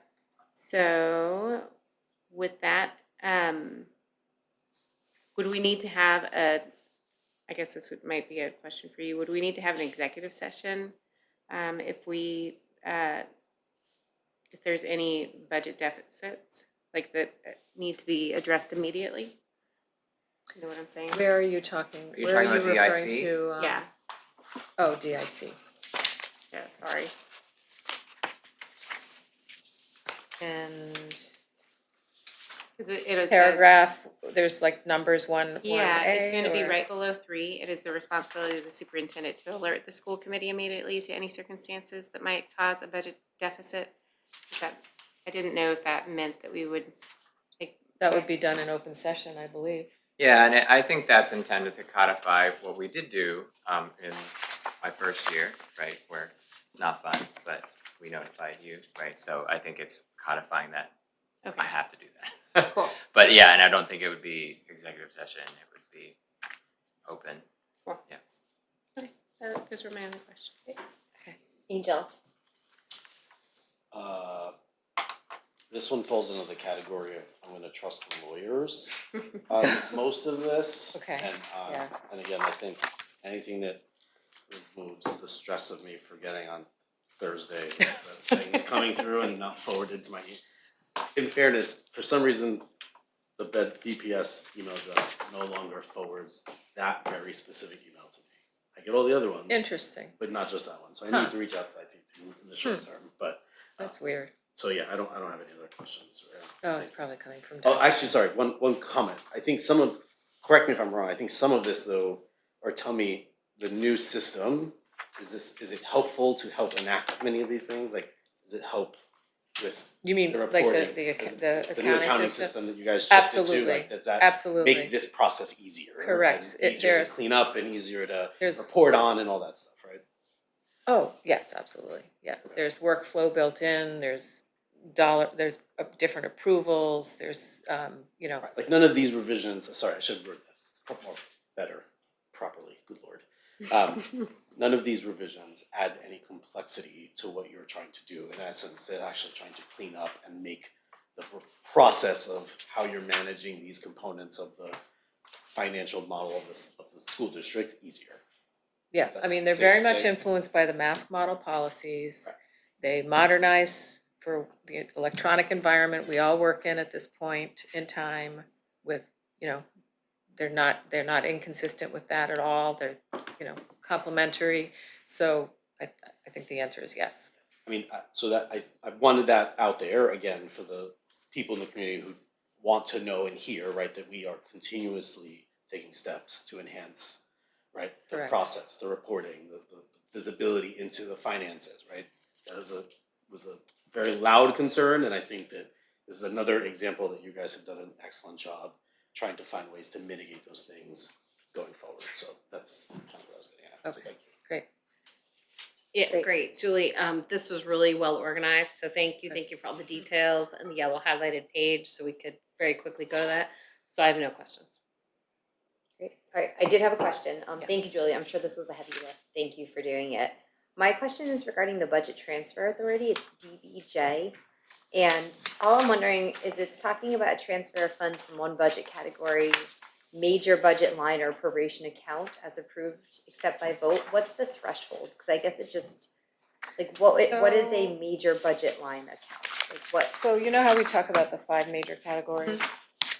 Generally those are the categories that we talk about when we do the revote in September. We tell you we report to you the changes that have occurred through any budget transfers between those 5 major categories. Okay, so it's not within the category, it's from one of those Salaries, categories to the, from, operating yeah, from expense, salaries special to ed operating trans- expense, yeah, or, okay, that's, I just wanted to be clear, cause I wasn't, And every time you receive a Sure. report, it's also in those categories, so you're if you're seeing budget changes from salaries to operating expenses or from tuition to operating, whatever it is, that would be part of the report that you're being presented with. right, okay, that was my question on that one, just to clarify that. My next one, just give me a second. And just school committee controlled accounts in your cost center, you know, are definitely under your purview. Sure. There's just a handful of those, yeah. And then, I think all my other questions were regarding the approving with the signature, so I think that was. Okay, I'll do some more research on that, just, I feel, that's the area that I wanna make sure we get right, so. Great, no, that's great, yeah, we don't have a vote on that then, so then we'll wrap up that discussion. Thank you, Julie, for all of that, but you may as well just stay right there, Yeah, because our next agenda item is the fiscal year 28. I offered asking if Ron wanted to swap. Come But on he said up. no problem. Fiscal year 28 to fiscal year 33 capital budget initial discussion, Superintendent Schwang, Director of Finance Julie Corain, and Facilities Director Ron Scaltretto. So this is just a preliminary discussion to get us underway because the town, because of our early budget process, which is not going to change, the capital process is almost done by the time we meet in September. So Julie and Ron wanted to make sure that we got the benefit of your feedback as they begin that process with Amy Fidalgo and the rest of the town staff. So I think the only thing I would highlight is that we are trying to finish the safety plan, as you recall. One of the key impediments to that is the sort of cell reception issue in the Lane School area. I meant to call Dave Manugian and see if there's an So I update. reached out to David a couple of weeks ago and asked him, and he didn't have an update at that time. Okay. Then he went away, and I just haven't Okay. really had a chance to touch base with him, but. A couple of months ago, Dave got a report from Verizon that they were anticipating potentially upgrading the sort of cellular service themselves. So, fingers crossed that it could be no cost to the town because the company will do it. So we're waiting sort of that decision to determine what to build in, because as you may recall, the sort of on-demand comms communication sort of for emergency is obviously predicated on really good connectivity. So we're trying to close that gap, and that was something you all asked us to accelerate. So we're hoping to ensure that that's embedded in the next requests. But I'll leave the rest of the And that details was to something you all. that came up last year. The question is, what are we doing here? Now, we, it's, the timing is, can be challenging with the work that happens in the summer and early fall. And then a quick timeframe in the, I think they present to the CapEx in October-ish. Right. So there's some tight deadlines there, but we do want an opportunity to hear from the committee around anything that's missing. And we tried to flag for you all some areas. It's mostly in Ron's department, so the only thing that I'll say is that first bullet. We, as you know, we had a reduction in the capital budget for the technology replacement article that we rely on for our devices, and we went to a lease model. This is still something that I am researching and looking at, and updating our analysis of lease versus buy. And there are some legal ways to actually potentially, which I'm also researching and plan to talk more with our town partners, is if there's any capital lease opportunities. So that's why I put that's an exploration of something that we can do, since those dollars are more and more precious at the moment. So, and then a few others for that Ron So is thinking about. if you look at, the next 6 years for the facilities capital, it's really revolving around our core systems upgrades and a lot of our boilers, air handler units, rooftop units, they're all, 25 years old or getting there. So they're reaching their useful life, and my team has done a very good job of keeping the equipment running past its useful life expectancy. But things do wear out, and we do need to replace them. So in that, we have the opportunity to kind of address one of your mandates in the past and upgrade the systems and also provide some air conditioning and get some equality throughout all the buildings.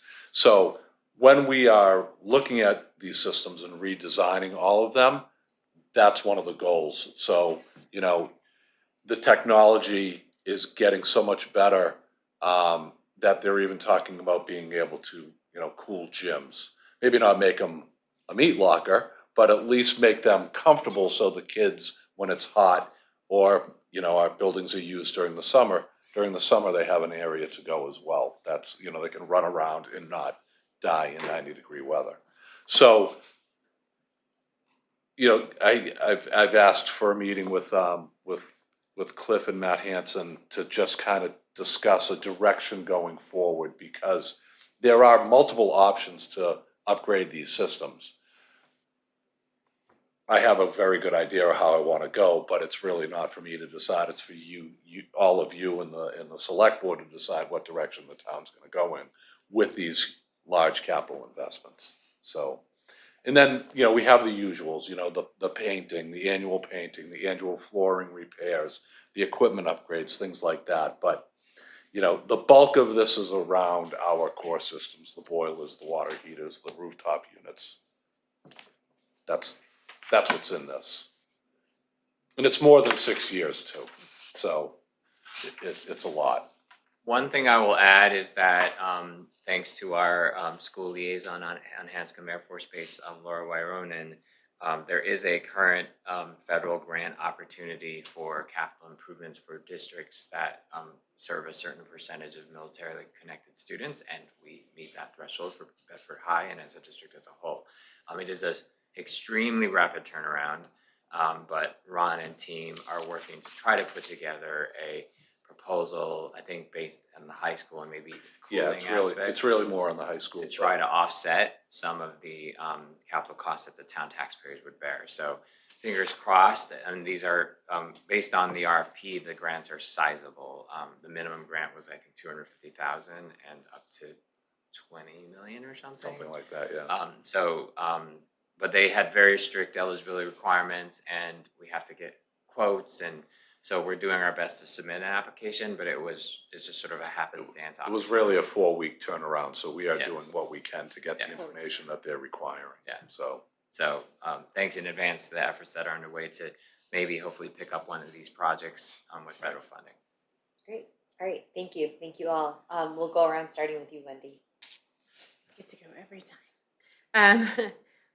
So I was wondering, why does the infotech plan replacement, why does it go like this year, the current or the fiscal year 2027, it's 498 K, and then next year it's going to be 495, and then it goes to 499. Why does that go up and down? So why isn't It's it? based on an inventory replacement. Oh, okay. Yeah, so IT, we, and lifespan of equipment, so there's some variability. So that's the answer there. Yeah. That's okay. That was an easy Yeah. one. And then And just to point out, this article was close to 600 a year ago. So we brought it down via moving to a lease model in the operating budget for the Chromebooks. I think that's all I had. Okay. All right, Angel. Where is it? Here it is. So can I make the assumption that because I see with the other boiler replacements that it's always preceded by a study, and I understand why now. yeah, study and design, People are yeah. upset, but tough. Like you have to do that to know like what you need to put in. But the high school doesn't have one because I'm assuming we did one, right? And We did, before because we thought we were gonna have to do that this year. right, but then- we thought pushed that them we on. would need to do the high school first because they were done in like 97, 98. So they are our oldest boilers, but they're also in really good shape. So, we found out from that study that we could push that work off. Now, we're just pushing it off. It's, the money is gonna have to be spent somewhere down the line, but the urgency wasn't needed right now.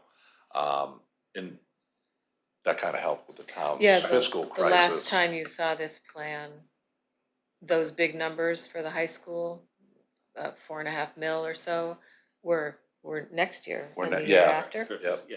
Yeah, So it sounds like, again, public, this design aspect that we have to pay money for is Sure. crucial to Yes. the reason why we do other things, right? Like, yeah, so, and I think, we get a lot of pushback sometimes at town meeting or wherever else, like, why are you spending so much money just to see, well, because that's how you find out something like this, which is, Right. hey, it lasts another 6 or 7 years. and that design also gives us a good bid package, right? So if we do need to go out on the street and replace these things, it's a fair and competitive process, and we're gonna get the best pricing.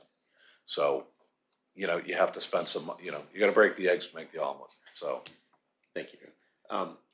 As a person who barely knows how to change light bulbs properly, I'm gonna ask a question just about, so I see it seems that every time the boilers get replaced, there's also a large univent replacement. Are those things tied together Yeah, specifically? they really are. So again, it's kind of life expectancy, but also now when we're introducing this AC requirement, you can replace the univent. And again, like I said, the technology's getting better, that you may even be able to put a cooling coil in the univent, and you're providing AC as well as heat during the heating season, so. So I guess my question is, do they have to be tied together the same year? The reason I'm asking that is they're two big numbers that happen concurrently at each So school. they'll- Like, is there a way to say? We can probably push them a little bit.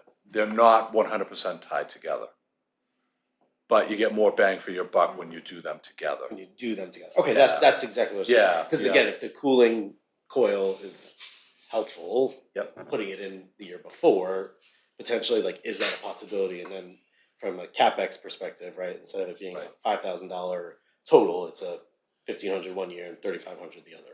So a big component in this equation as well is the town's net zero goals, right? So part of these systems, depending if you go air source heat pumps or ground source heat pumps, it ties in with this whole discussion and in what direction you're gonna go in. Got it. That was that one, and then I had one other question. Oh no, I think that was it. Okay, yep, that was it. That was my only thing I wanted to clarify. So also just to, it's not really in there, but there are discussions going on about solar and whether it's on the roof or canopies. It's all gonna get factored into this plan as well. It's just, again, need a little direction on where we're. That's kind of more of a general town. Yes, yeah. Thing that's coming along that we may participate in, having buildings that exist in the town rather than our like pushing to say Right. we wanna put solar panels on. Right. It all helps towards That net zero. the 2050 goal. Okay. That's.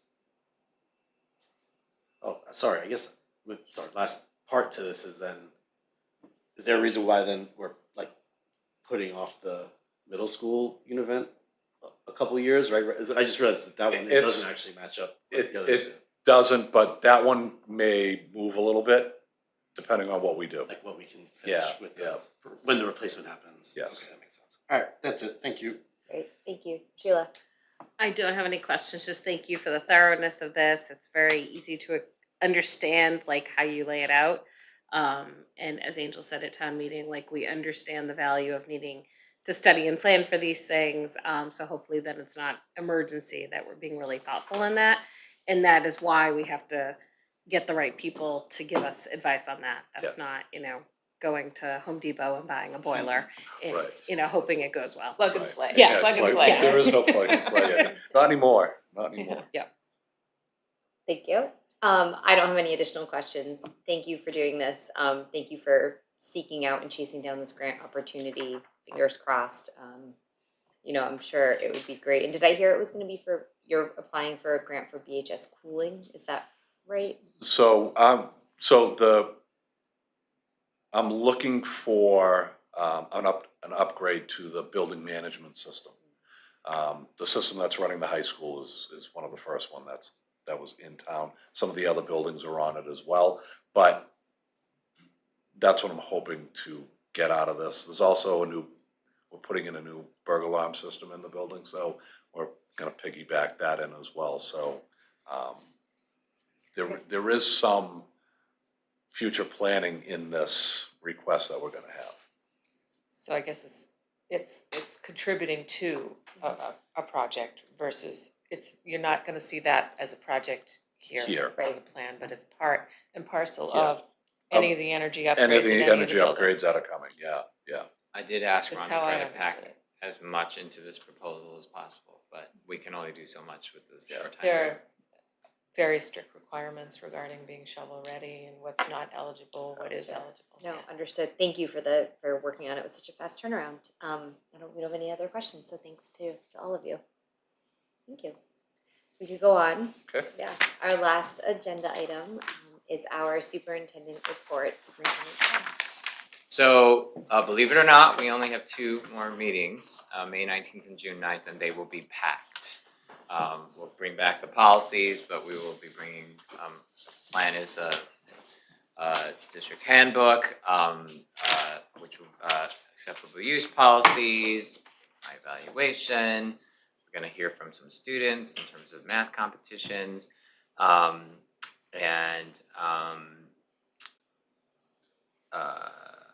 yeah, so there will be a lot on the next 2 agendas, so just be prepared to get your pencils out. I wanted to update you and the community on the principal search, as I think everyone knows by now. We had a finalist come through yesterday, and we were anticipating a second finalist today, but that finalist did withdraw. So I have the feedback form is out for the community to fill out. The responses have been rolling in, but I will be continuing to receive that feedback until 4 p.m. tomorrow. I will say that there is definitely a clear pattern on the feedback. So I could act as quickly as tomorrow night to announce, but I'm committed to getting the announcement and decision made by the end of the week, so stay tuned. I'm going to make another plug for the school crossing guard in the afternoon.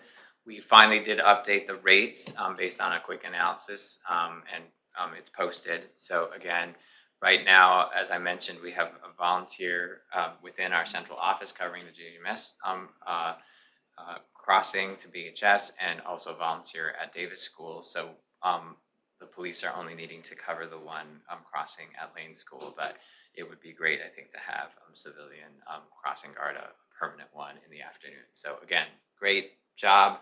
I have been meaning to explore whether there could be an after-school job for a student, although they'd have to, they couldn't get out in time for the first crossing, so that's not ideal either. I just want to note that, you know, this town is a buzz. If you're out in the afternoons, I love this time of year. Yesterday we were in the BHS library where you can see a panoramic view from sort of town hall all the way to the field, and you could see everything going on while we were meeting with the principal candidate. Last night, the music majors was you know, close and dear to my heart. This weekend was the art show. There's AP testing going on every day throughout the high school. Kids really showing their stuff in terms of academics. I missed it, but there was an AAPI assembly this morning. The JGMS students who you heard from a couple meetings ago, have launched a voluntary impact club around expanding their work on the Project 351 a playbook initiative to combat hate. It's completely student-led. If you want to smile, go visit Recess at Davis sometime. It's the cutest thing. And they've been using a new sort of transition process that has really helped in terms of kids re-regulating when they come back in. So I just wanted to share, you know, all over our town and our schools, great things are happening with our students and staff. So just a lot happening, especially in this month of May. Our girls track team placed for the first time in the MSTCA Division 4 relays this past weekend. We also had some students who placed at the New England Association of Math Leagues. I will be bringing some students asked to present and share about their math competition. So we have that on the docket for next meeting. So lots happening. It's a privilege to be able to, you know, lead in this district, and I think our parents and teachers and students should be proud about what's happening as we barrel forward to graduation and the end of the year. Thank you for that very positive report. We will go around in case anyone has anything they would like to mention, add, questions before we close out our meeting. Wendy. I would just say that the art show was fantastic. It was so cool to see. I did mean to say and reiterate that apart from Bedford Day, I have it on a good authority that it's the most attended event in Bedford, and this year was the most attended ever. So yes, all of the kids displayed K through 12 art, and art. Kudos to Sean Hagan and the art department for the extra effort they go through, and the volunteer students who helped tear that down. But I don't know if everyone was able to go, but it's pretty impressive. Yeah, we went 2 days. Two of my kids helped tear down, and one of them helped set up. But it was so impressive to see all the work in the senior exhibit, seeing that progression from their freshman year to like their senior year. That was really neat. And also the Empty Bowls fundraiser. There were students in the National Art Society, and then the Lane students. I don't know if either of you guys. We have heard about students. it. I think before the meeting, Yeah. right before you came on.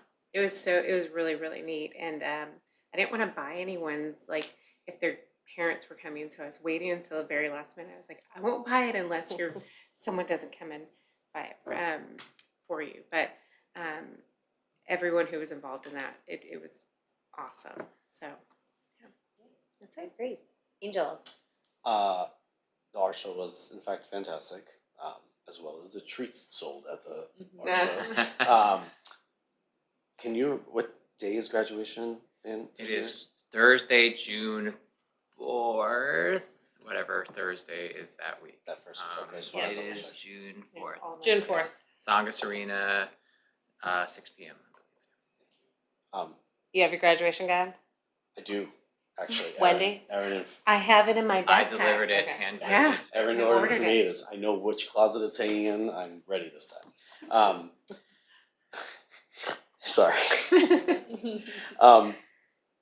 The other thing that I wanted to mention was I had the opportunity, thanks to the Parents Diversity Council, to go to their community workshop Oh, yeah. on kind of understanding Jewish identity and anti-Semitism, and it was a really phenomenal 2 hours, which at first glance sounds like what you sat through a workshop for 2 hours on purpose, and we could have sat there for 6. The person that they engaged with to run it was one of the most phenomenal kind of like workshop facilitators, thank you, that I've ever experienced in my 40-something years of going to things, right? Like he just was engaging and understood how to manage a room on really heavy topics and also keep it light when necessary. And I just thought, I think that the Parents Diversity Council puts out really, really excellent content with the support of lots of organizations in town. And, if you haven't been to any of their things or have thought that it's just about diversity, right, that they put on some really meaningful programming. And I just, again, it was a huge, excellent takeaway and a couple hours and excellent food as well. So, that's it. That's all I got. Thank you. Great. Sheila? Yeah, no, agree, Cliff. The buzz in town right now, it's just fantastic. Like looking all over the fields and everyone's out and about. So it's a great time to be in Bedford. So thanks. I agree. Since we last met, I know you went to the military breakfast where I Yes. saw you, which was a nice celebration. Month of the Military Child has ended. So thank you to all who support our families, especially Brian DeCellis, who puts Yes. together a lot of this programming. Nothing to add. Thanks for the good update. So it's nice to be spring. Yes. Great. Well, then that is it. So seeing nothing else, take this out. If there is no further business under the open session agenda, I'll entertain a motion to adjourn the public meeting. So moved. So if I can. Sheila has moved, Angel has seconded. All those in favor, please say aye. Aye. Any opposed? Hearing none, the ayes have it. This meeting is adjourned at 9:02 p.m. Night. And since Brad's not here, good night, Bedford.